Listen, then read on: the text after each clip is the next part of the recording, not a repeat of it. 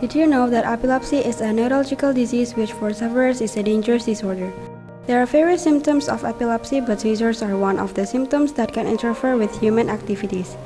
It is known from the data of Indonesian Association of Neurologists (PERDOSI) that there were around 1.8 million per 220 million population suffering from epilepsy in 2012. Meanwhile, the latest data says that epilepsy sufferers reached 250,000 in 2016, and there are also around 2.1 million epilepsy sufferers in 2021. On the other hand, we know that moringa leaves are a plant that we often encounter everywhere. In ancient times, moringa leaves were believed to be able to treat several diseases, so ancient people often used moringa leaf as traditional medicine. However, there are still some people who don't know more about the benefits of moringa leaf. After conducting several literature studies, I found that moringa leaf are one of the traditional medicine ingredients that can be used as medicine for epilepsy sufferers.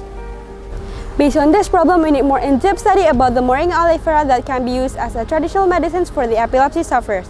So I will proudly present to you the potential of ST83 and CSP3 compounds in moringa oleifera as anti-epileptics using the maximum electroshock seizure method and in silico approach. My name is Aqela, Salsabila Putri Januarianto, and I am under the guidance of Mrs. Elsa Aryastuti MPD, and I am from SMA Negeri 3 Semarang. The main ingredient we use is the moringa oleifera leaf. The other ingredient we use are the ethanol 70%, 0.9% natrium chloride, clove, electroshock, and also injection. The first stage is drying the moringa leaf. This stage is done by drying the moringa leaf under indirect sunlight or can also be covered using a black cloth. Then the dried moringa leaf are then ground using a blender until they become a fine powder. The second stage is the extraction of the moringa leaf. In this extraction, the researcher uses 70% ethanol solvent with a ratio of 1:10 between moringa leaf and ethanol.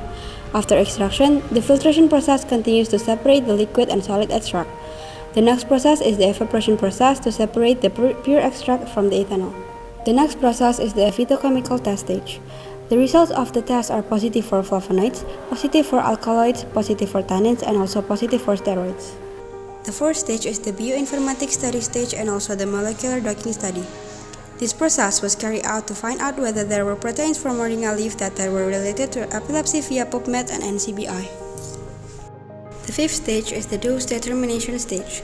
The finished pure extract were diluted using 0.9% natrium chloride with different concentration, namely 0.5%, 1%, and also 1.5%. The injection dose that will be injected later is 1.7 ml. The sixth stage is the grouping stage of test animal.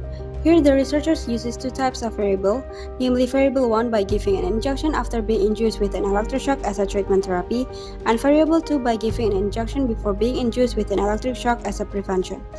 Researchers used three research control, namely a solution with a concentration of 0.5%, 1%, and also 1.5%. There are also positive control and also negative control. The final stage is the testing stage with an electric shock device, namely electroshock. The treatment observed at this stage included seizure time and treatment of mice for 1 hour, 2 hours, 1 day, and also 3 days. The data collection on the collection of active compounds in moringa leaf was carried out through the Dr. Tube. The compounds obtained from moringa leaf are oxalic acid, camphorol, niacinamide, ascorbic acid, quercetin, caveat acid, beta-carotene, oxalate, and tocopherol. Then, 44 direct proteins targets of moringa leaf were obtained which were related to epilepsy via VENI. Analysis using the string database aims to analyze interaction relationship with the target proteins. Based on the analysis results, it can be seen that the proteins are interconnected in the occurrence of epilepsy. Analyzing using cytoscape aims to analyze the protein sequence that play the most role in epilepsy and are regulated by moringa leaf. The analysis results show that there are 5 proteins with a high ranking based on the degree score, namely ST83, CASP3, CNF, MMP9, and PTGS2. In silico molecular docking studies were carried out to analyze the binding affinity values between the most affected proteins and the bioactive compounds of moringa leaf. The target protein analyzed were ST83 and CASP3.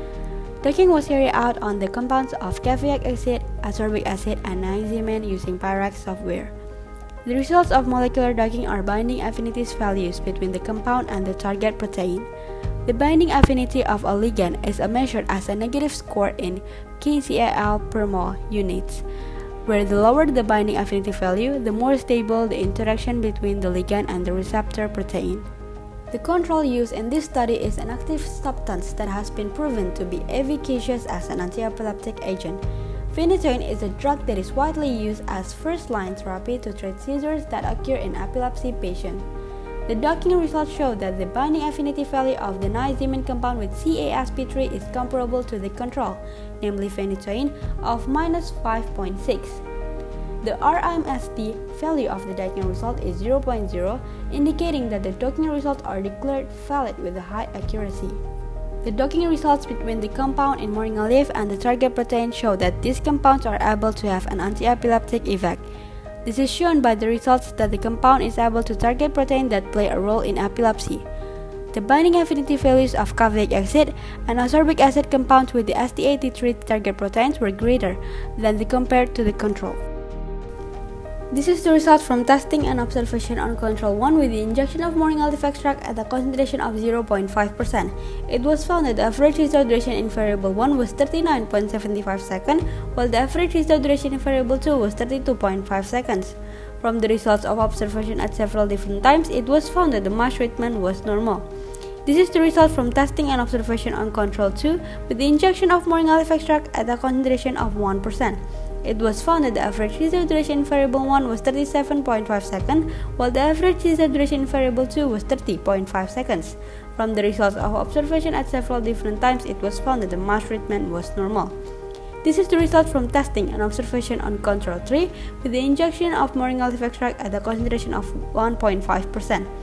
It was found that the average result duration in variable 1 was 36.75 seconds, while the average result duration in variable 2 was 28.5 seconds. From the results of observation at several different times, it was found that the mass treatment was normal. This is the result from testing and observation on positive control with the phenytoin drugs. In this positive control, researchers used the phenytoin drugs. It was found that the average result duration in variable 1 was 38.75 seconds, while the average result duration in variable 2 was 27.75 seconds.